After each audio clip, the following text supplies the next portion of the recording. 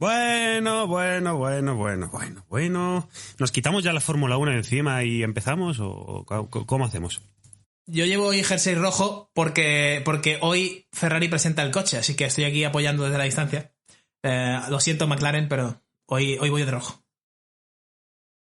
Sí, es que iba a hacer una pregunta, pero es que no voy a preguntar nada porque si no sería alargar la tortura. Pero este año Ferrari... Venga, la voy a hacer. ¿Este año Ferrari puede hacer algo? O sea, vuelve a... No se sabe todavía. Probablemente no, pero no se sabe todavía. Pero...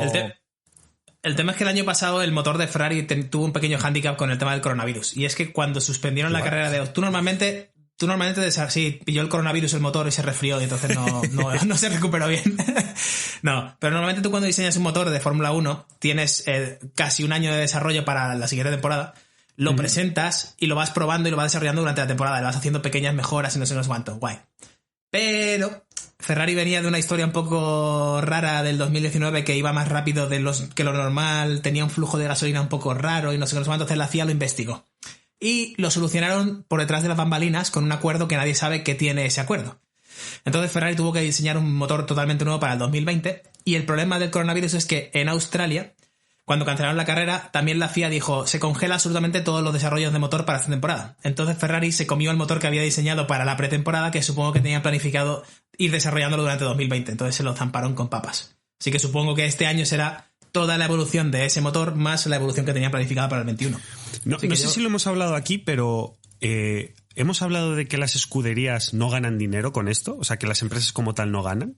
¿Puede ser? ¿O ha sido en una conversación? Ganan dinero con el merchandising. Ganan dinero vendiendo gorras. Perfecto. Hombre, pero, o sea, que el negocio en general igual no sale muy a tener en cuenta. Es decir, que igual se quedan como estaba Ferrari por tener una escudería de Ferrari. ¿O no? Sí, yo creo que tiene más impacto luego en la venta de coches deportivos, ¿no? Eres un fan de la Fórmula 1, ves el Ferrari no sé qué, luego ves en internet el SF90 Stralade o lo que sea y pum, y te lo compras porque Ferrari ha ganado el campeonato. Me ha pasado. Marca personal. hace poco. Estuve viendo ahí, estaba ahí estaba entre un Bugatti, un McLaren y un Ferrari. Y la verdad que como McLaren este año lo hizo bien, pues me compré un McLaren de 10 euretes, una pieza de estas para tener en casa, que esas cosas de decoración. Un burago, ¿no? Álvaro, ¿qué tal tu Ferrari? ¿Bien? ¿Limpito tal? Perfecto. Está Paco limpiándomelo. ¿No? Está Paco limpiándomelo. Su Mercedes aparcado en casa. ¿Cómo me gusta, Álvaro? La primera frase faltando, ya está, así que no hay más. Siempre. No, yo es que soy más de Hyundai. Soy más de Hyundai. Tuvo tu bolsillo. Mucho. Claro. Tío, no te metas en terrenos pantanosos, tío. Espera, oye, tengo un quinto punto que es cuánto se gana. Vamos a hacer de broncano. Álvaro, ¿Cuánto se gana siendo fisioterapeuta? Fijaros que hoy he podido decir la palabra fisioterapeuta. Oye, enhorabuena. Oye, Carlos, de verdad, por favor, un aplauso. Depende. Porque la triste realidad de los fisioterapeutas es que o te autoempleas, que no es emprender, porque yo no he emprendido nada, yo soy autoempleado de mí mismo para tener una mejor calidad de vida, o el sueldo según convenio aquí en Andalucía, en Sevilla, son 1.100 euros por 37 horas y media. Pero o sea, espérate, quiero decir, ¿me estás vendiendo que no eres emprendedor de la salud y del cuerpo, no eres fisioterapia punto no sé cuánto punto te soluciono la vida.com? Claro, porque es que ahora ya lo hemos hablado aquí mucho, ¿no? Que hay gente que trabaja en 2 proyectos y tiene 2 empresas, es multiempresario. Sí, es CEO y CMO. Claro. Y CFO. Yo soy CFO de mi casa. Todo. Yo es que me pierdo con esas cosas, eso es lo que es CEO, pero CFO y CMO, ¿eso qué es? Que yo eres más feo que el enchufe que tiene a la derecha, desgraciado. Exacto. CFO es el Chief Financial Officer. Yo soy el Chief Financial Officer de mis cuentas de mi casa. De la mía, de mi novia no. Esa es ella, la CFO. Yo soy CFO de mi cuenta de ING con 200 pavos que tiene. Hay que manejarlo bien. Hombre, quiero decir, cuanto menos dinero, más manejo hay que tener, desde luego, eso de toda la vida. Efectivamente. No, pero sí, es verdad que es muy gracioso, ¿no? Es como cuando vas a perfiles de Instagram y es en plan patrocinado por tal marca. Atleta sponsorizados, claro, en plan, a ver, chaval, que te han dado 2 botes de suplementos y te han dicho que anuncies sus camisetas de sus calzoncillos, que no me vaciles. Segundo, ya lo hablamos, pero CEO de... O sea, te abres... O sea, hay gente que... Imagínate, por ejemplo, Álvaro, ¿vale? Álvaro tiene AP Fisioterapia en Instagram. Hay gente que con 2 cojones diría CEO de AP Fisioterapia. Es en plan, ¿eres el CEO de tu Instagram o cómo va esto? O sea, es decir, o sea... es que... Si Oye, AP yo quería Fisioterapia es Álvaro Pinteño. Porque pasa si no era súper largo. Ah, qué bueno. Por eso te llamó Carlo Fisioterapia. Claro. No es AP Fisioterapeuta, es AP Fisioterapia. Yo desde aquí quería hacer un plugin que se llama, o un Shameful. Sí, Shameful Plug, a un colega que descubrí ayer precisamente con todo esto de CEOs y Master Influencers y Masterclass y todo esto, ¿no? Ahora todo el mundo tiene una Masterclass y te voy a enseñar a ser el dios del universo por... antes 2 millones de euros, ahora 40, ¿sabes? Es como última oportunidad. Pues el tío este se llama Lord... Uy, ¿qué ejemplos? Espera, ¿qué ejemplos tengo ahora en la cabeza que no quiero decir? Venga, sigue. El tío este se llama Lord Draug, L-O-R-D de Lord y D-R-A-U-G-R, ¿vale? En YouTube tiene 52.000 suscriptores, yo me suscribí directamente porque me parece fantástico. El fondo de su habitación no es para nada estos influencers de Twitch, no, es su casa con una guitarra que tiene ahí muy majo, un trapillo de India parece, algo así que le gusta, en fin, bueno. Y el tío desmonta o habla de las webs de los masterclass, pues habla del trading, habla de cómo aprender inglés en 5 minutos, cómo tener un Bugatti mañana y cosas así, ¿no? Estas clases que salen en YouTube de ¿te interesa la bolsa? Pues tienes que meterte en mi clase para ganar 55.000 euros en 3 minutos, como hice yo en la playa de Bali el año pasado. O el del inglés, ¿no? Que yo no sé si no o ha salido a ninguno. El de ¿todavía no sabes inglés? Es porque no se enseña bien. ese, sí. Y se ha salido a todo Dios. Sí, y todo eso tiene en común hay un problema que todo el mundo tiene, pero yo tengo la solución y mi pequeño grupo reducido de eruditos del universo te va a enseñar y puedes formar parte de ese grupo. Ven conmigo, ven. Ay, Dios mío. Y todo esto, quiero decir, es que hay veces que nos reímos de esto y hacemos comentarios o sea, yo lo hago por 2 motivos. 1, porque me hace especial gracia y 2, porque pues igual hay que dar un poquito de contexto a la gente, ¿no? Porque claro, hay gente que se cree esto y sobre todo es la normalización de esto nos lleva poco a poco a que, bueno, pues esto será así, lo vamos cediendo un poquito más y de repente entras a las redes sociales después de un año y dices tú, pero bueno, ¿qué ha pasado? ¿Somos millonarios? ¿Qué es esto? I cheated because I need... You couldn't make money any other way? Bullshit. Life is this. I like this. Who the fuck is that guy? I feel the need for speed.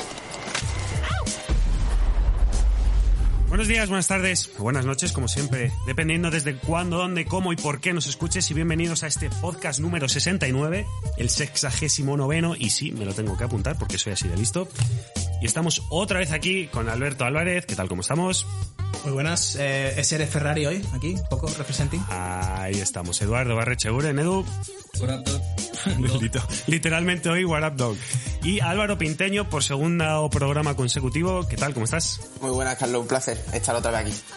Genial. Y hoy retomamos el podcast de todo sobre el dolor. Parece que vamos a hablar de otras cosas, todo sobre el dolor. Ven aquí, que te de hecho, yo le puse, creo, cuando creé el stream, el dolor continúa con Álvaro Pinteño. El dolor continúa. Y bueno, en el podcast pasado estuvimos hablando de la fisioterapia, estuvimos hablando del dolor y de varias cosas. Y hoy, pues vamos a seguir en, digamos, la continuación de este podcast, y la primera pregunta, que yo creo que aquí ya va a haber salseo para empezar, es higiene postural. ¿Existe? ¿No existe? ¿Es correcto? ¿No es correcto?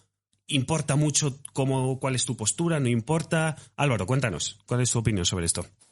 Creo que se ha malentendido durante muchísimo tiempo sobre qué es una postura correcta y qué es una postura incorrecta, ¿vale? A día de hoy no tenemos evidencia ninguna que corregir la postura vaya a prevenir el dolor, y de hecho ahora ha salido un estudio hace una semanita o así súper chulo, donde ponían a las personas sentadas con muchos sensores, ¿no? Y lo que hacían era evaluar la postura que tenía estática esa persona, y lo compararon, no sé si fueron con una muestra de 30 personas o de 50 personas durante 30 minutos, y lo que vieron es que la mejor postura es variable. Hay una variabilidad interna entre las posturas que van manteniendo todas las personas. No tienen dolor, ¿vale?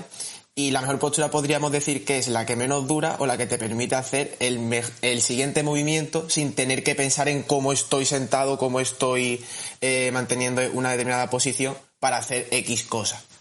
Luego sí que es verdad que podemos debatir un poco más sobre si tengo dolor o si tengo una lesión específica. Hay ciertos movimientos, ciertas cosas que debería de evitar en un determinado momento específico para no estresar tanto los tejidos.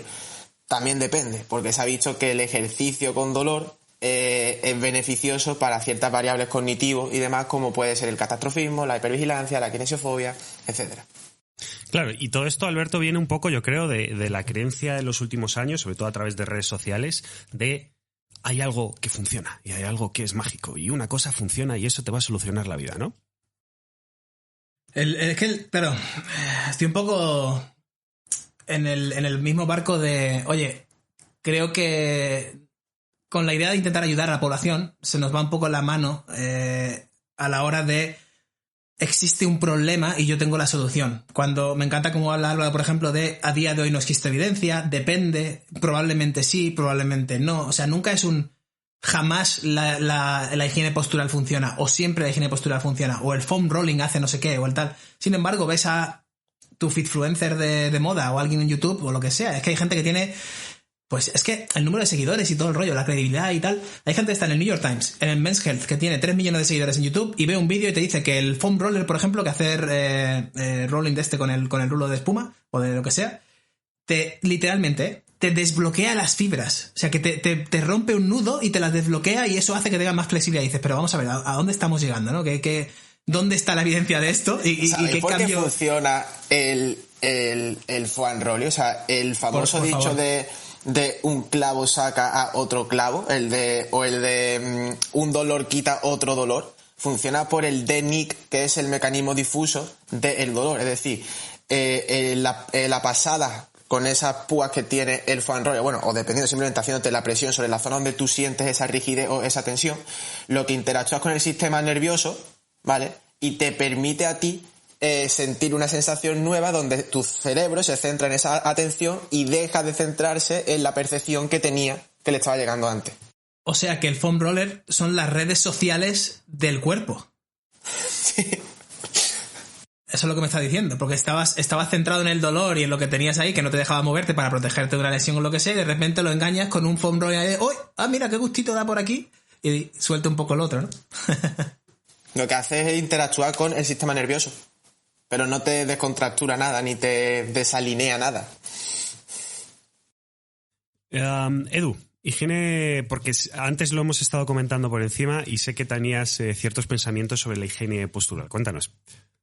Lo estaba comentando antes a Álvaro, fuera de directo, que yo sí creo en la higiene postural, pero que está mal definida. Es decir, higiene postural no es que tengas que estar, no, tienes que estar en esta posición, esta es la posición idónea, no existe una posición idónea. Yo creo que higiene postural es, por un lado, no quedarte bloqueado en una misma posición durante demasiado tiempo durante el día, y por otro lado, el encontrar qué posiciones te irritan o no te irritan en distintos momentos del tiempo. Yo, por ejemplo, cuando tuve la hernia, las posiciones que me irritaban en los primeros 6 meses no necesariamente me irritaban después y no me irritan ahora. Yo ahora mismo, por ejemplo, puedo hacer cosas como flexión lumbar a intentar tocar el suelo cuando estás de pie o estiramientos típicos de cuando hacía taekwondo cuando era un niño y no me dan ningún tipo de molestia. De hecho, me hacen sentir más móvil y más flexible y me quitan el miedo a flexionar y, sin embargo, en los primeros meses o incluso el primer año y medio no podía hacer eso sin tener molestias, sin tener dolores, sin que me irritase y sin que tuviese luego malas sensaciones el resto del día, ¿no? Entonces, creo que me gusta mucho el enfoque de lo que está diciendo Álvaro, que luego lo ha reafirmado Alberto, ¿no? El tema de no hay evidencia para esto, o sea, el tema de mantener una mente crítica. No hay un blanco o un negro, normalmente casi todo es una escala de grises. Y creo que a día de hoy la fisioterapia está en pañales, igual que el entrenamiento está en pañales, igual son unas industrias que son muy nobles, ¿no? Entonces, creo que hay muchas cosas por descubrir, muchas cosas que cimentar y que a día de hoy el problema es que se hacen muchos dogmas y muchos axiomas de en cuanto se descubre algo, se hace de eso un dogma, ¿no? En lugar de pensar, bueno, esto parece que tira por aquí, no sabemos exactamente el mecanismo de por qué, tal y cual, pero eso no vende. Porque claro, esto lo que no hace es, te voy a vender mi curso de por qué esto creo que puede funcionar, pero a lo mejor esto otro también y no tengo muy claro el por qué. No. Te voy a vender mi curso de por qué esta es la solución que estabas buscando para solucionar tu problema de espalda, ganar más dinero y tener un yate y... O sea... De hecho, Carlos, un momentillo. Dale. Para puntualizar una cosa. La última revisión que hay sobre la postura dice tal cual. Parece ser que son creencias erróneas influenciadas por medios de comunicación, imágenes estereotipadas de qué es correcto o incorrecto, mensajes nocivos de los profesionales sanitarios, que también tenemos muchísima culpa sobre si tú te fijas desde pequeño, todos los profesores y todo, siéntate recto, no te muevas. Cuando le estás quitando la variabilidad del movimiento a un niño, una persona que es lo más natural del mundo. Entonces, es eso, que a día de hoy no se tiene. Hay una cosa, Carlos, como está mirando al suelo, no ha visto que he levantado la mano para querer hablar y se iba a tirar ya ahí directo. Carlos, deja de mirar al suelo o a tus notas. Sí, sé que vas a explotar. Pero pues, hay que estar atento de cómo va aquí la dinámica, Carlos. No me enseñes el cuaderno de como notas. te decía, que me estaba haciendo tope una idea, la tenía que escribir para poder estructurarme. Es que con esto que estaba diciendo ahora a la Pinteño, por ejemplo, a mí una persona que me gusta mucho es Ido Portal, y no porque esté de acuerdo con todas las cosas que dice, sino porque tiene la mente muy abierta. Es un poco dogmático con las cosas que dice, esa es la parte que no me gusta. O sea, él también habla muy en dogmas. Pero tiene la mente muy abierta respecto a... hay cosas que la ciencia aún no ha descubierto y que pueden ser ciertas. Hay cosas que antes él creía que eran ciertas y ahora ya no cree que lo sean. Hay cosas que... Y lo intenta ver todo desde un punto de vista de esa mente de niño pequeño que está descubriendo cosas y que lo que creo hoy puede que esté equivocado mañana y que lo que dice el mainstream, lo que dice la gran mayoría, no tiene por qué ser cierto porque lo diga la gran mayoría o porque lo diga alguien que es reputado o que tiene X nombre, X título pegado al nombre, ¿no? Entonces es una cosa que me gusta bastante de su enfoque. Más allá de que luego el tío es un gurú en toda regla para muchas cosas y dogmatiza mucho con algunas cosas y eso no me acaba de convencer, ¿no?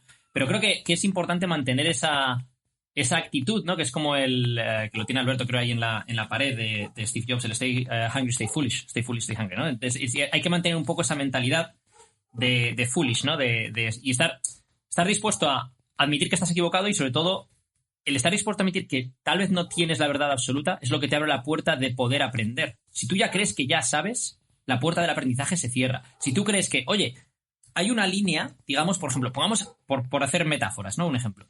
Pongamos que el conocimiento puede estar entre 0 y 100, ¿vale? De forma absoluta, que no es así, pero pongamos que puede estar entre 0 y 100 de forma absoluta y es lineal.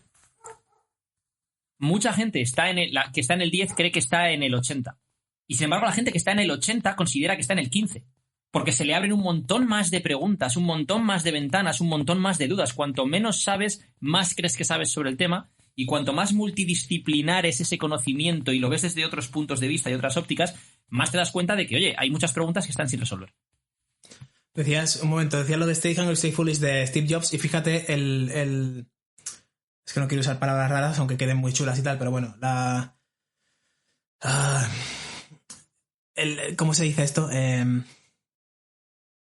El sesgo de autoridad que tenemos los humanos en el cerebro. Que escuchas a Steve Jobs y como es una persona reconocida y amada y no sé qué, y un visionario y eso, total, casi todos le escucharíamos cuando habla, ¿no? Es decir, habla Steve Jobs, te callas, él tiene algo más importante que decir. Vale.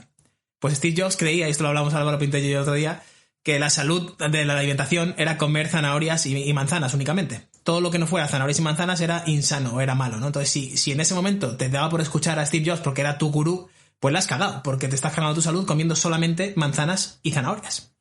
Entonces, es que el problema de esto es lo que dices tú, es cuando esa autoridad se impregna tú puedes ser un experto es un experto ingeniero de telecomunicaciones y te conocen por eso y de repente tu autoridad se impregna sobre filosofía, religión, política y no sé qué, ¿no?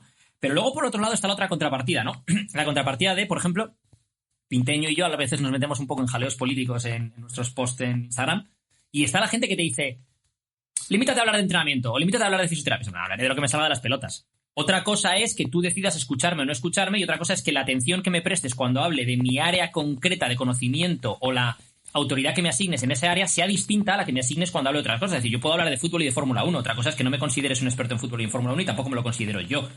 Es decir, hay que yo creo que diferenciar esos dos puntos, ¿no? El punto de no tienes derecho a hablar de otras cosas, es en plan, cómemela.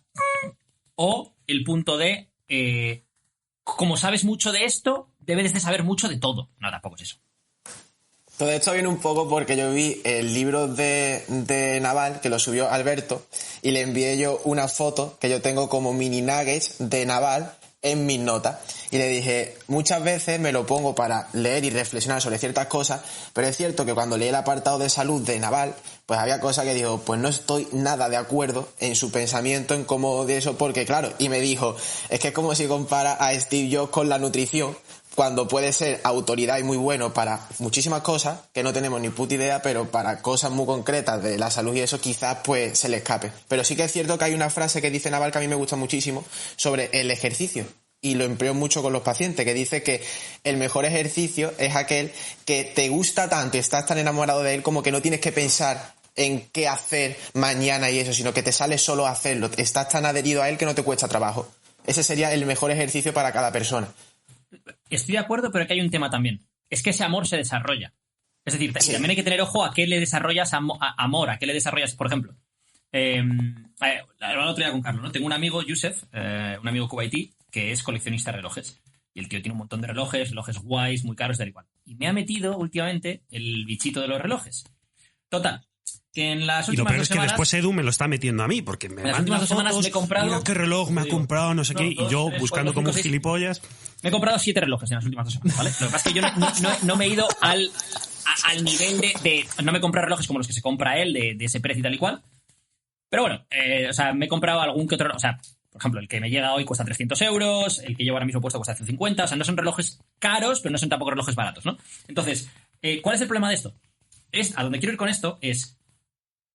ten mucho cuidado con los vicios y las pasiones que desarrollas y a ver a dónde te llevan. Porque, por ejemplo, el que desarrolla la pasión de coleccionar relojes, pues sabe que va a tener dos vías de futuro, ¿no? Una vía de futuro en la cual se va a gastar muchísimo dinero en relojes. Algunos son una inversión, por ejemplo, los Rolex Submariner o los Rolex Daytona o los Rolex Datejust son inversiones, no vas a perder dinero con ello prácticamente, o sea, a lo mejor hasta ganas.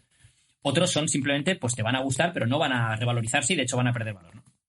Entonces, a donde voy es, va a haber 2 vías aquí. Una, te vas a gastar mucho dinero en relojes, o 2, vas a ser infeliz porque no vas a poder permitirte los relojes que tanto ansías. Hay una cosa que me decía siempre mi padre, que no es más feliz el que más tiene, sino el que menos necesita. Entonces, determina bien qué cosas necesitas.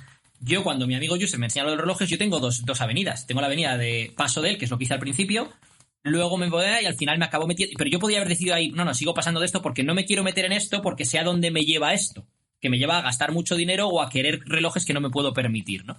Entonces tú ahí decides, ¿voy a tirar por aquí o no? Yo, por ejemplo, en este caso, y lo hablaba con Carlos hoy, he tirado por aquí por 2 motivos. Uno, por el confinamiento y demás. Yo normalmente estaría viajando por todos lados, entonces estaría entretenido con otras cosas y a lo mejor esto es una de las cosas que me ha llevado a esto, ¿no? Y 2, porque eso me lleva a entretenerme, porque aprendo sobre los relojes, aprendo sobre tal, aprendo sobre... O sea, me gusta como interés y creo que es algo que es un hobby que puedo mantener el resto de mi vida, porque no es algo que dependa tampoco, por ejemplo, de, imagínate, joder, no puedes jugar al baloncesto el resto de tu vida, a lo mejor con 70 años no puedes coleccionar relojes. Y que es algo que a futuro, si lo haces, por ejemplo, como lo hace Kevin O'Leary, el de Shark Tank, que lo que hace es que compra relojes en base a grandes momentos de su vida o grandes tratos, ¿no? Por ejemplo, nace un hijo y compras un Rolex. Y ese Rolex le pones detrás la fecha del nacimiento de tu hijo. Y ese Rolex tiene un significado especial que es, este fue el día que nació mi hijo o lo que sea, ¿no? Pues buscar otro tipo de cosas y que en un futuro le puedas dejar ese legado, entre comillas, a familia o amigos o a quien sea. En plan, mira, esta es mi colección de relojes y cada uno tiene un significado que es este y los tengo marcados detrás o lo que sea o tal y cual. Para no enrollarme con todo esto que ya lo he hecho, volvemos a la parte esa de elige bien cuáles van a ser tus pasiones y tus gustos. Lo mismo ocurre con el ejercicio, ¿no? Es decir, tú, por ejemplo, si eliges un ejercicio que puede ser potencialmente nocivo, por mucho que te guste, ese peligro, ese potencialmente ser nocivo, va a estar ahí, te guste o no te guste. O sea, es decir, por mucho que a ti te guste, por mucho que sea muy mainstream, por mucho que sea tal, está ahí. O que no sea adecuado para ti, ¿no? O sea, por ejemplo, el CrossFit, depende del nivel al que lo ejecutes, no es adecuado para todo el mundo. Entonces, si tú entras ahí, tienes que saber primero quién te está instruyendo, a qué nivel estás tú, qué es lo que puedes hacer, qué es lo que no puedes hacer, qué es lo que esto, qué es lo que el otro, ¿no? Igual que el gimnasio si lo haces mal, quiero decir, ¿sabes? Otra cosa es que tú decidas y dices, no, pues voy a tirar, por ejemplo, el tenis. Sé consciente, por ejemplo, del impacto que pueda tener el tenis a nivel articular en tu codo o en tu hombro o lo que sea, y desarrolla el amor que tú quieras por el tenis. Pero creo que es importante que a la hora de decidir estas cosas, tú la pasión la vas a desarrollar por aquello en lo que pongas interés, en lo que empieces a progresar y en lo que te metas en una tribu que lo haga y te haga sentir parte de esa tribu, ya sea CrossFit, tenis, pádel, golf, fútbol, Fórmula 1. Sé consciente de cuáles son las ventajas, o sea, los beneficios y las consecuencias negativas que puede tener y a dónde te puede llevar eso, ¿no? Y de hecho aquí entra muy bien uno de los temas que quería sacar yo aquí, que es ejercicio con dolor, porque, bueno, aquí hay un montón de personas hablando de un montón de temas, gente que te dice, para, no hagas nada, ni se te ocurre, gente que dice, pa'lante, a lo loco, muchos grises entre medios. Álvaro, ¿cuál es tu opinión sobre esto? Que le dé a Alberto si quiere, que había levantado la mano, por si quería comentar algo y ahora... Solo quería dejar una bandera por ahí que se me ha levantado en el cerebro. Solo quería dejar una web que me gusta a mí, porque yo también soy bastante aficionado al tema de los relojes, que se llama Hodinkee, Hodin KEE. Es un blog de relojes brutal. O sea, puedes por marca, por modelo, por moda, por trend, por de todo. Yo voy a recomendar, ya que estamos con eso, dos cosas. Una, Teddy Baldassar, que es TEDDY, teddybaldassar.com, o sus vídeos en YouTube son muy buenos, están en inglés. Y otra que se llama... el Watch Podcast o algo así, o hay un podcast sobre relojes muy bueno. Un podcast sobre relojes. Sí. Tienes los vídeos, lo tienes en YouTube y lo tienes tal y cual. Y luego voy a recomendar una cosa que me recomendó mi amigo Yusef, ¿no? Hablando de los relojes. Yo, por ejemplo, el último reloj que me he comprado es el Seiko Mako 3, que se conoce como el Kamasu. Kamasu significa barracuda en japonés y es por la forma que tiene, como de dentada de barracuda, la forma que tiene el bezel, ¿no? Entonces, el tema de este reloj, por ejemplo, me decía mi amigo, que es fundamental que hagas un estudio previo de los relojes que quieres comprar, de la historia de la marca, de la historia, ¿sabes? Para que también no solo entiendas lo que estás comprando, sino que además tengas tenga un significado emocional para ti. No es en plan, me estoy comprando eso porque me gusta que es rojo o que es no sé qué. No, en plan, entiende el mecanismo que lleva, es una nerdada y una fricada de la leche, ¿no? Pero es en plan, entiende bien lo que estás comprando y por qué lo estás comprando en lugar de... Yo, por ejemplo, es verdad que he comprado muchos relojes demasiado rápido ahora, pero porque yo lo explico como este es mi basic kit, ¿vale? O sea, tú necesitas un reloj de submarinismo. El mejor reloj de submarinismo por menos de 300 pavos es el que me acabo de comprar, que es el Orient Mako 3, el Kamasu. Necesitas un reloj más de vestir, un reloj más de... O sea, si tienes un kit de estos, ¿no? Reloj de vestir, reloj de submarinismo, reloj de sport. Puedes tener, por ejemplo, de reloj de sport, digamos, puedes tener un G-Shock, que son cojonudos, lo que sea, ¿no? Entonces yo ya tengo mi basic kit ahora mismo y luego ya... Y eso ya como que cubre mis necesidades y a partir de... Bueno, necesidades, digo, que con dos cojones dicen necesidades. Y a partir de ahí ya empiezas a buscar piezas específicas que tengan un significado y que las compres a lo mejor... Te compras una cada año y a lo mejor imagínate, has ido ahorrando X dinero cada mes para decir, no, pues este año me voy a comprar esta pieza, ¿no? Sí, pero los hobbies de toda la vida. ¿Explicas o te explicas? Es decir, ojo, Álvaro Pinteño, soy muy friki de los relojes, no quiero entrar. Mío. Dale caña. Al final esto es todo sobre el dolor, todo sobre el dolor y los relojes. Es que a mí los relojes es una cosa que me encanta. Y vi un vídeo, tío, de un reloj que se hace todo a mano. O sea, pero todo a mano, hasta el engranaje. Y no sé si costaba cerca de 3 millones y pico de euros. Bueno, ¿conoces la historia del tío en Suiza que solo hace 12 relojes al año y solo hace eso y tiene una lista de espera de décadas, ¿sabes? Y solo se dedica a eso, hace 12 relojes al año, ese es su trabajo, esa es su vida, es un artesano y los vende a 3 o 5 millones de euros, efectivamente.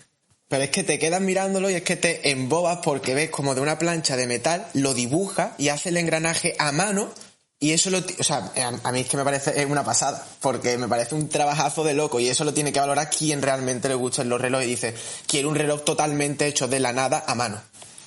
Hay un podcast de Joe Rogan con el tío del Watch Podcast, que claro, está Joe Rogan, y Joe Rogan dice, yo no entiendo a la gente que se gasta pasta en relojes, dice, porque la tecnología no mejora, o sea, no es como comprarse un coche o que dices, no, es que el coche ha mejorado, que no sé qué tal, no sé qué.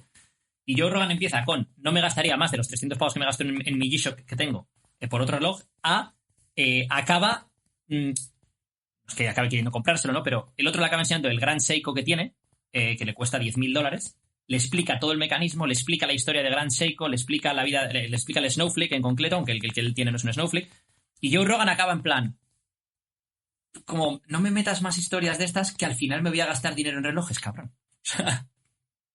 Es curioso lo que mola que alguien tenga una pasión sobre algo y te transmite esa pasión y tú te apasionas por ello, ¿no? Creo que es para mí es lo mejor de las relaciones humanas, tío. El que alguien tenga una pasión sobre la Fórmula 1, la pastelería, los relojes, lo que sea, y tú vayas con una idea de, a mí la pastelería, bueno, sí está bien, me la como, pero no es nada. Y acabes la conversación diciendo, joder, me voy a comprar todas las harinas, todos los tipos de chocolate, me voy a poner me encanta esto, me ha apasionado, ¿no? Para mí es una pasada.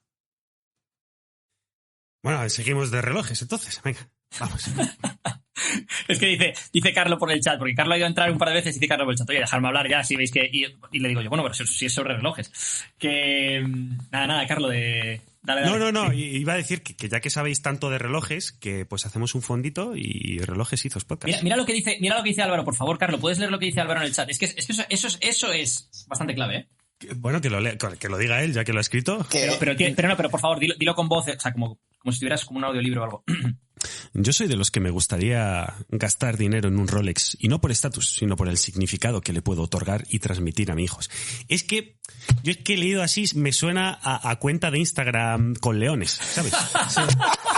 O sea, yo acabo de ver o sea, imaginaos la imagen de un león, la cara de un reloj, o sea, la cara de un león y al lado un reloj al mismo tamaño y con eso sobrepuesto, ¿sabes? Pero eso es potente, ¿eh? O sea, imagínate que tú desde que eres pequeño ves el reloj que lleva tu padre puesto y tal, y el para. Es más, de hecho, tengo aquí un reloj que cuesta 10 pavos, lo voy a enseñar, que es el típico Casio toda la vida que mi padre lo tenía cuando yo era pequeño, era el reloj con el que mi padre utilizaba para nadar cuando hacía largos o cuando hacía tal no sé qué, y me lo he comprado, cuesta 10 pavos el reloj, ¿eh? Por el significado que tiene para mí, porque cuando me lo veo puesto en la muñeca me recuerda a mi padre. Voy a por ello. Claro, es que ahí es donde voy, o sea, yo ya que nos hemos metido en relojes, pues ya voy a entrar con todo. Yo tengo desde los 5 años una caja de zapatos así, donde puede haber fácilmente unos 80 relojes, pero relojes de mujer, relojes de mi abuelo, relojes de... O sea, porque desde siempre he tenido esa obsesión por los relojes. Entonces, mi abuelo, cuando se murió, que para mí mi abuelo ha sido como mi segundo padre, yo tengo el reloj suyo con el que murió, pero es que también tengo el primer reloj que me dio mi abuelo, que es como el típico Rolex, el Date, no sé qué, el que tiene solamente las fechas. El Datejust. Ese. Pero de una marca blanca.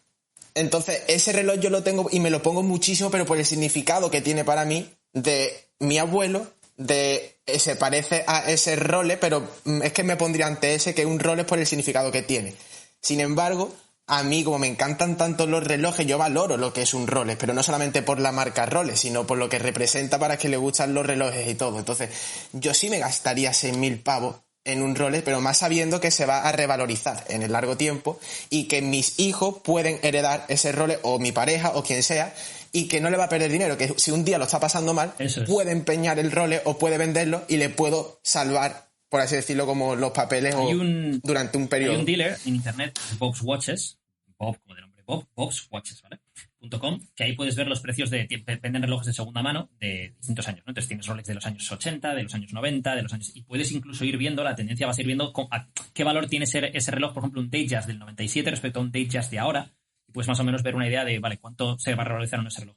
Y si encuentras modelos que hayan sido únicos, por lo que sea, por ejemplo, un modelo que la fecha del Datejust salía en rojo, y normalmente no sale en negro. Y ese modelo en concreto, lo sacaron un par de años, vale mucho más ahora solo porque ya no se hace y se sacó en rojo. O, por ejemplo, el Submariner, el Rolex Submariner, el Hulk, que es el que tiene el bezel verde y la esfera verde también. Ese modelo es muy difícil de encontrar ahora mismo. Bueno, el Submariner en concreto es muy difícil de encontrar ahora mismo. Pero ese en concreto vale mucho porque es muy difícil de encontrar ahora mismo. Quiero salir un poco de los relojes, sobre todo porque los que se estén aburriendo en casa con esto, o por Carlos, que ya con la fórmula no le tenemos al pobrecito. Pero quiero decir, para salir de esto, una cosa que yo he notado mucho con el reloj, ¿vale? Desde que estoy utilizando el reloj más en las últimas semanas, miro menos el móvil. Porque que es un problema. Cuando tú no llevas reloj, utilizas el móvil para ver la hora.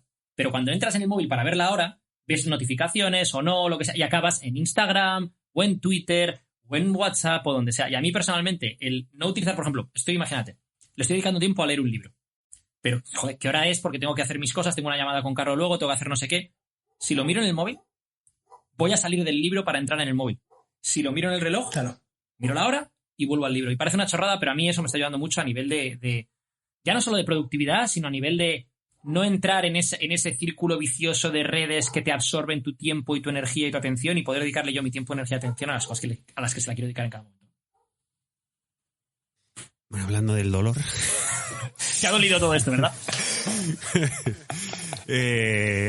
Por favor, que esto no se convierta en la segunda temática, por favor, porque es que vamos a hacer...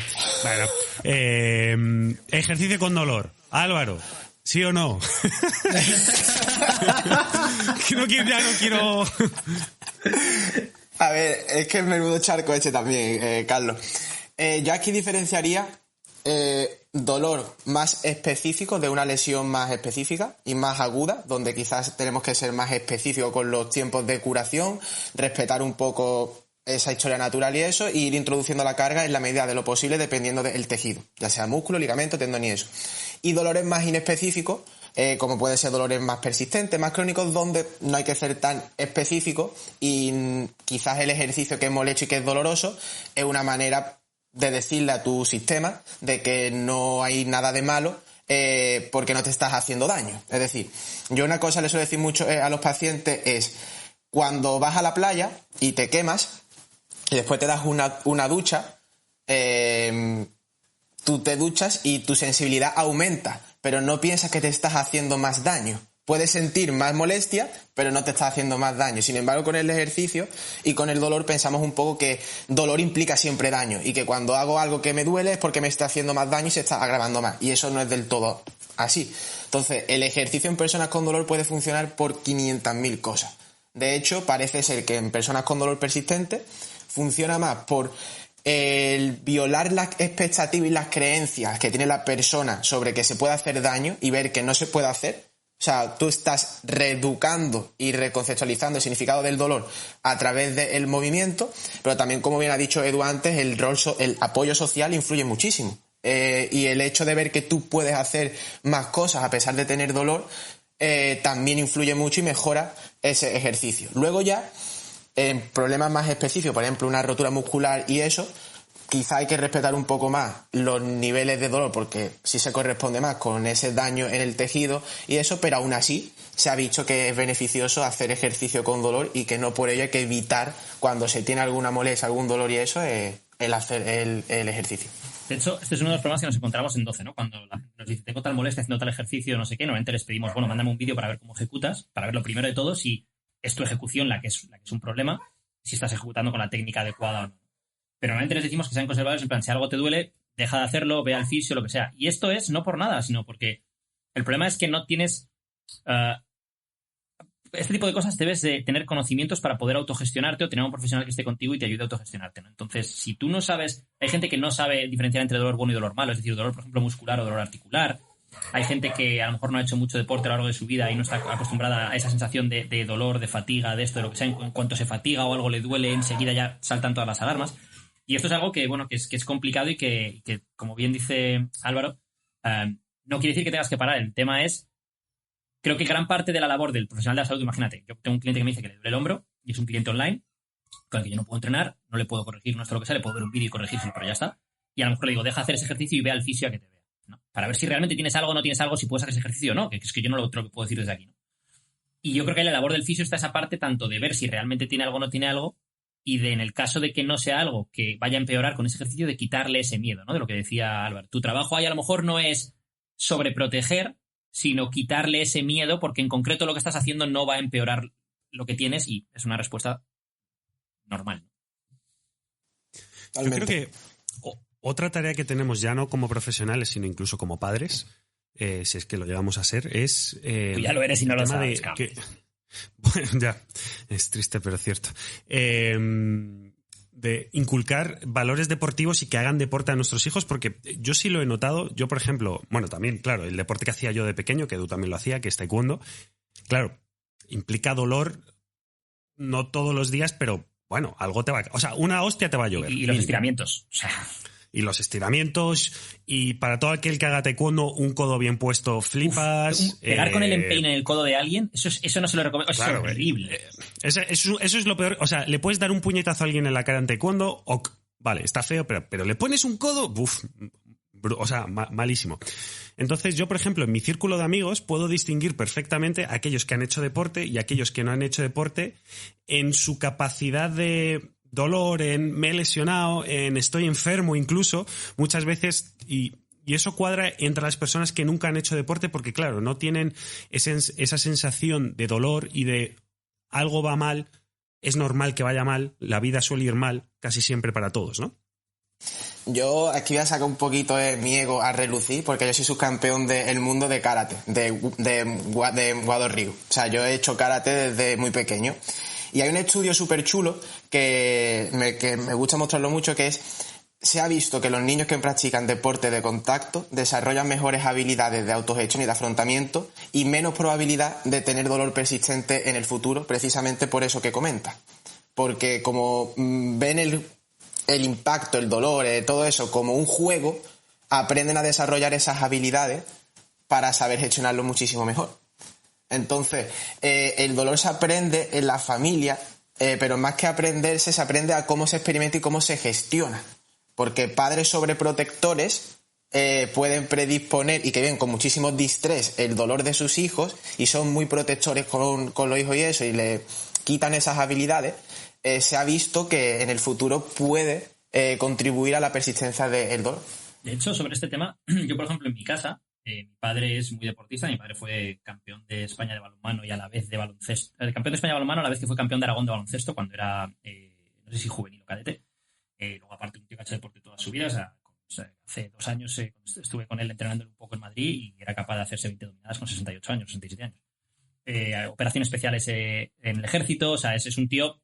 Pues es un estándar difícil al que seguir, ¿no? Y por otro lado tienes a mi madre que no ha hecho deporte en su vida. El tío que corre. El tío que corre, ¿no? Y luego tienes a mi madre que no ha hecho deporte en su vida y tiene muy buena genética y el problema es que ha tirado de eso, ¿no? En plan de... Tiene buena genética a nivel muscular, también a nivel de no engordar, a nivel de tal. Entonces, como que ha tirado mucho de eso en su vida, como no me hace falta hacer deporte porque me veo así, tampoco tenía ya nunca un interés por el deporte, ¿no? Porque no se lo han inculcado. Y mi madre era sobreprotectora con nosotros. Y mi padre todo lo contrario, ¿no? Mi padre era en plan, pues si te caes y te haces daño es una lección de vida. No es, ay, no quiero que te caigas para que no te hagas daño. No, es a lo mejor quiero que te caigas y que te hagas daño siempre y cuando no te pases y que aprendas que eso es normal y que no pasa nada y te levantes y sigas, ¿no? Y yo creo que el deporte, y esto lo hablo mucho con mi novia, es fundamental para los niños y creo que es fundamental, primero, a nivel de coordinación. Creo que es fundamental. Y segundo, tanto deportes individuales como colectivos porque te aportan diferentes cosas. Del manejo de la frustración, de la cultura del esfuerzo, de saber trabajar en equipo y demás, ¿no? Por ejemplo, cuando tú estás en un deporte de equipo, tienes que mirar por el bien del equipo, no por el tuyo, y tienes que aprender que eso es lo primordial. Y habrá veces que ganes a pesar de tú haber hecho una mala labor y aprenderás que es porque otra gente ha compensado por ti, o que pierdas a pesar de haber hecho una buena labor y aprenderás a lidiar con esa frustración porque es parte de un equipo, ¿no? Mientras que el deporte individual te obliga a asumir tú todo lo que ocurre. Si tú pierdes un partido de tenis, es tu culpa. No hay quien decir, no, es que la raqueta, ¿no? Rompo la raqueta. No, es en plan, mira, tú asumes que lo has hecho peor que esa otra persona hoy, ¿no?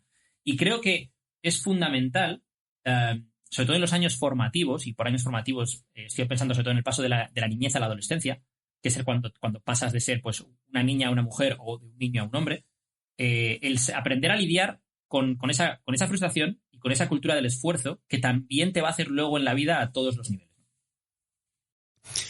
Yo aprendí algo muy tarde, por otro lado, que es el juego de roles.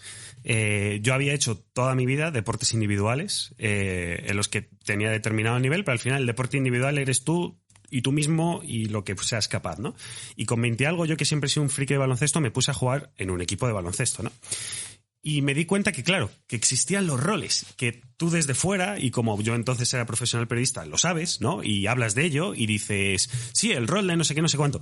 Pero hasta que no tienes que hacer un rol y adaptarte a los roles de otro, no sabes, ¿no? Entonces yo pasé de un rol de soy el líder, pero porque no hay otra persona, porque soy yo, básicamente. Entonces tengo que ser el líder a este tío es mucho mejor que yo, este tío es mucho mejor que yo, este tío es mucho mejor que yo.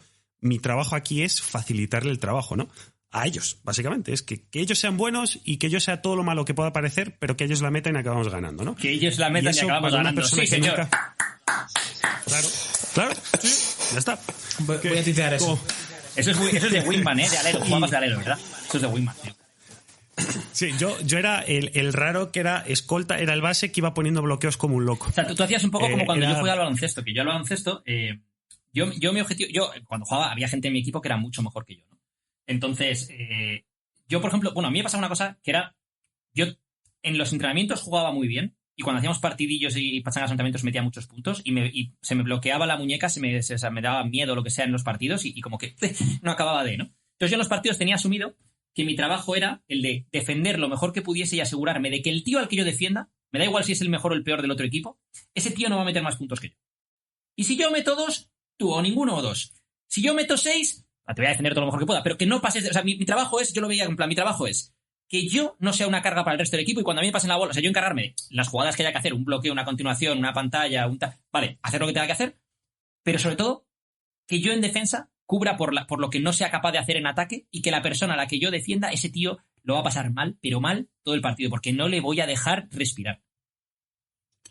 Alberto, decía Denzel Washington que si tienes que ser hamburguesero, si existe el término hamburguesero, que seas el tío que mejor flip de hamburger en el mundo, ¿no?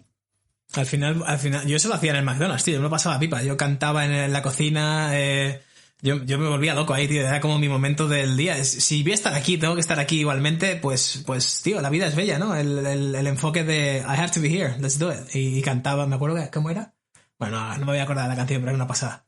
Y es para mí todo se basa en eso. Hagas lo que hagas, hazlo con ganas, ¿no? Y si no tienes ganas, no lo hagas. Es un poco el hell yeah or no de Exhibers. Hay 1.000 millones de cosas por hacer. Fíjate, hay un podcast de relojes, ¿sabes? O sea, hay tíos y tías que hablan de relojes y ese es su... Y al parecer otro nuevo hoy. El Teddy Baldassar claro, este tío lo ha hecho muy bien porque tiene ese podcast de relojes y, bueno, tiene un YouTube de relojes con muchas visitas. Entonces el tío ha creado su propia web que vende relojes y es un vendedor oficial de algunas de las mejores marcas. Entonces el tío ganará una pasta vendiendo relojes porque hace vídeos en YouTube sobre relojes. Entonces, claro, el tío saca, por ejemplo, un vídeo sobre el Seiko tal versus el Tissot no sé cuántos, y el precio es no sé qué, la mecánica no sé cuánto, y luego puedes comprar cualquiera de estos dos en mi web, que además tienes todos los relojes. Ojo al negocio. Algo que se nos ha quedado en el tintero y yo creo que puede ser interesante que hablemos aquí entre todos hemos hablado de higiene postural, hemos teorizado sobre ello, pero yo creo que podría ser interesante dar unas nociones prácticas de qué es higiene postural, aparte de que existe o no, que ya hemos tocado esa temática, pero cómo llevarlo en tu día a día, porque al final estamos en la sociedad, y sobre todo ahora con el lockdown, de pues estoy 12 horas, bueno, 12, ojalá, 18 horas sentados delante del ordenador. ¿Cómo encaramos esto, chicos?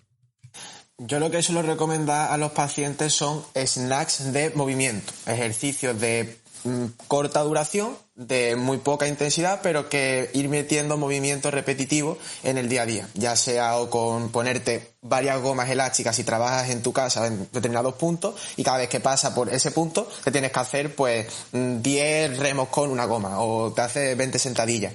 Y la norma de no utilizar ascensores y utilizar escaleras. Simplemente ya implementando eso ya te va... Pero sobre todo es facilitar el entorno donde tú trabajes y obligarte a ponerte como obstáculos que te impliquen hacer ejercicio. Entonces, si te comprometes con tu salud, pues tira con ello y cada vez que te encuentres una goma, te encuentres una kettlebell o te encuentres algo, pues haz una mínima dosis de snack.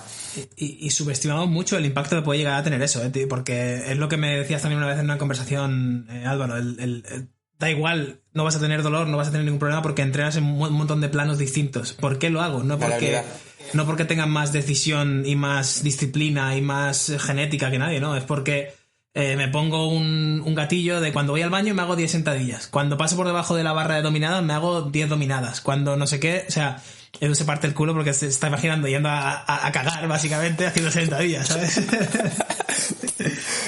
Pero estaba pensando, pero lo haces antes o después. Pues claro, claro, ahí estaba la broma.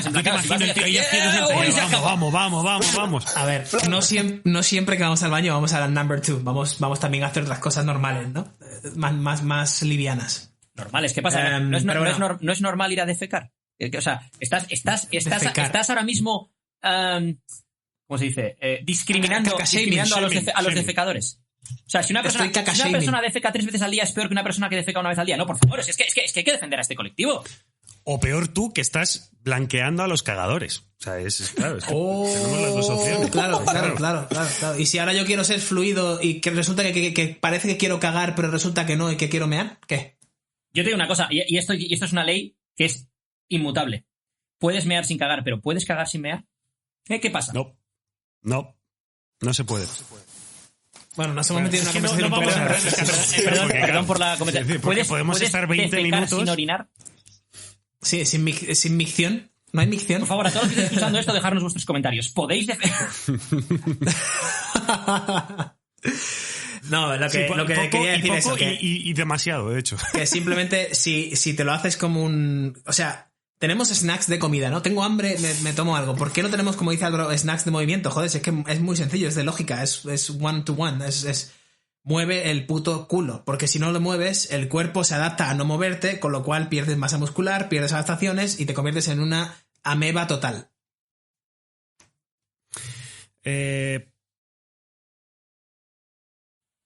Carlos ha quedado un poco cortado por la temática que hay ahora mismo en el chat privado, que el chat privado está ahora mismo on fire.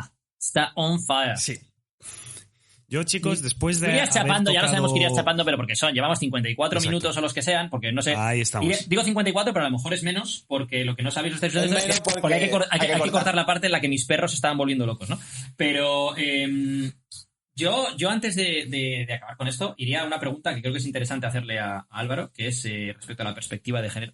Es una pregunta que es la siguiente: ¿hay diferencias entre el umbral del dolor o cómo experimentamos el dolor por colectivos o solo individual? Es decir, por ejemplo, niños respecto a adultos, respecto a personas mayores, diferentes edades, mujeres versus hombres, gente incluso de distintas culturas, precisamente por el impacto cultural, no sé, o sea, es algo que me parece interesante. Diferencias hay. El problema está en que el rol de género, los sesgos de género y todo eso siempre van a estar ahí.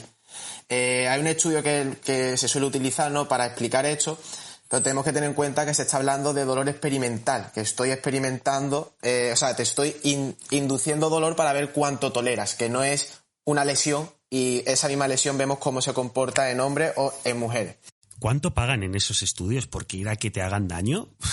Esto lo que están haciendo al fin y al cabo es ¿quién tolera más dolor, el hombre o la mujer? ¿No? Por el famoso dicho que siempre se ha dicho que las mujeres toleran mejor el dolor que el hombre.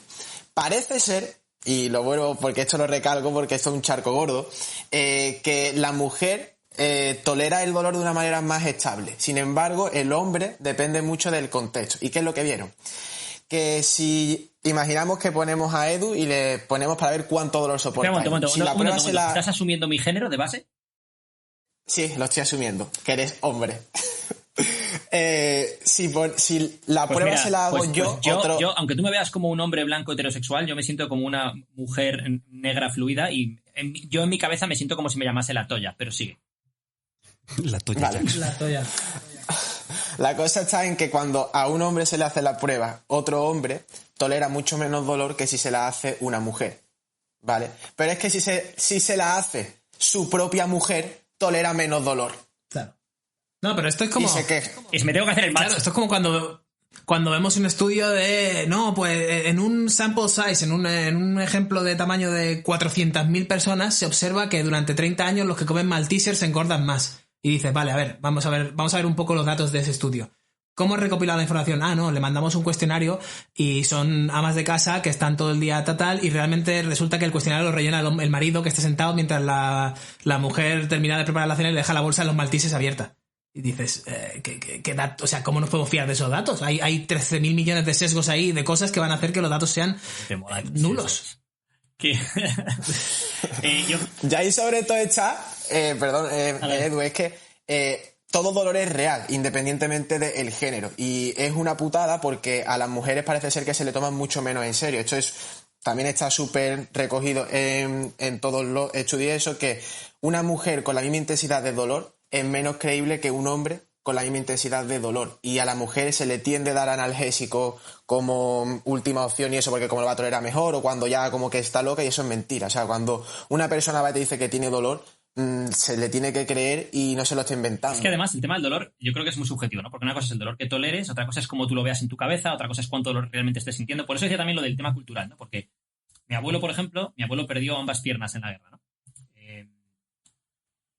Claro, para una persona que pierde ambas piernas con 33 años, luego vivió hasta los 96, su concepto de tragedia, por ejemplo, en la vida es distinto al mío. Su concepto de dolor es distinto al mío. Es decir, él y yo experimentando el mismo dolor físico no experimentaríamos el mismo dolor emocional o no lo veríamos en la misma escala. A lo mejor para mí lo que un dolor, mi hernia, por ejemplo, que para mí en un momento dado era un 8/10 o un 9/10, para él eso, o sea, a él le tuvieron que cortar las piernas con una sierra de o sea, quiero decir, es que tienes una hernia y de hecho la gente de esa época no es tengo una hernia discal L4, L5 que tiene posible estenosis y tiene un 75%. Es Me duele la espalda, vale, pues se te pasará. Eso quiere decir, o sea, la gente que trabaja en el campo, por ejemplo, tenía dolor de espalda, tenía hernias seguro y seguía trabajando en el campo porque eso, tienes que sobrevivir y porque es como llevas comida a casa. No se recogían solas. Eso es. Sin embargo, nosotros ahora entramos en la época del sobreanálisis, resonancia, no sé qué, pim, pim, pim, pam, y ya te ponen la etiqueta. Tú no puedes hacer no sé qué, tú no puedes hacer. O sea, por ejemplo, imagínate. No, tú eres lisiado por esto o eres tienes incapacidad por lo otro y hace 50 años era todo lo contrario, ¿no? Creo que lo óptimo, digamos, por decirlo de alguna manera, estaría en un punto intermedio, ¿no? No es ni obligar a alguien a trabajar con un dolor tremendo ni tal y cual, ni tampoco es todo es una limitación brutal y hay que entre algodones, ¿no? Es súper interesante, Edu, porque ahí tiene mucho que ver el significado que le da la persona a su dolor. Esto está recogido sobre todo en estudios de la Segunda Guerra Mundial, donde vieron que un soldado que perdía sus piernas llegaba a casa, y hay imágenes que son súper emotivas porque se ve como la mujer le está dando un beso y que no tiene pierna y nada, por el simplemente hecho de ha cumplido su trabajo, ha cumplido su faena y se tiene que sentir orgulloso por haber perdido las piernas por el significado patriota que le da a su país y todo eso. Luego también hay estudios súper heavy hechos, ¿no? Que como se quedaron sin morfina y sin analgésicos para todo, vieron que a los soldados podían operarlos sin anestésicos, sin morfina.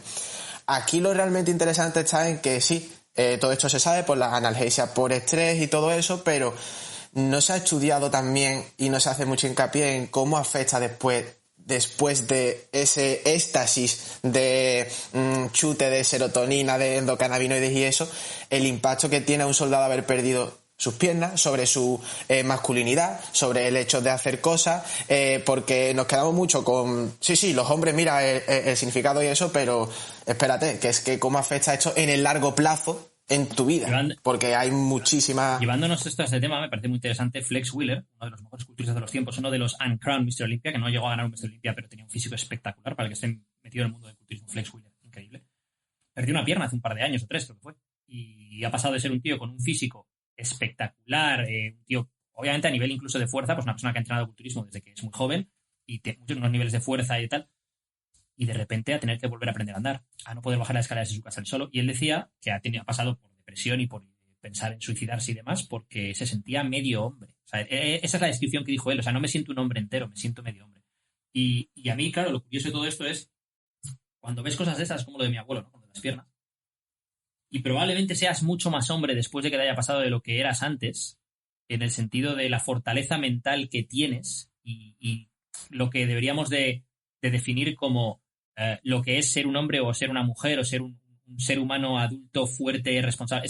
Lo que has tenido que pasar, el poder pasar por eso hace para mí que seas mucho más persona, o no sé cómo decirlo, porque no es que seas más persona, pero creo que se me entiende, que antes de eso, aunque tus sensaciones sean distintas, ¿no? Es decir, si tú no has tenido una lesión en la vida y no sabes lo que es lidiar con esa situación,